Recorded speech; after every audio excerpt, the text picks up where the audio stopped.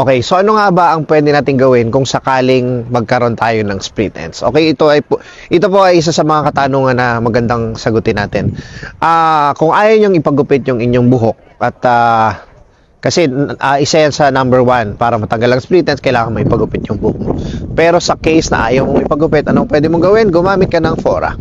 Okay?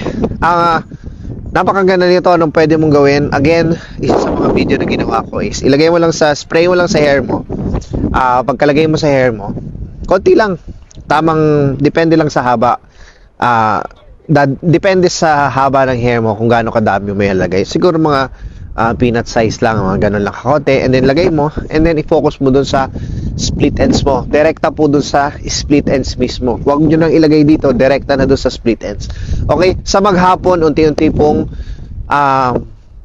mino-moisturize nung Fora yung inyong split ends. So, ang gagawin mo, pagkalagay mo, suklayin mo, and then let it dry. Hayaan mo lang siya matuyo. And then, mapapansin mo, habang tumatagal, nagbabago yung inyong split ends. Maniwala kayo sa akin, subukan ninyo dahil ako nasubukan ko yan sa buhok ko, sa buhok ng aking kliyente, sa buhok ng aking pamilya, sa buhok ng aking mga kaibigan.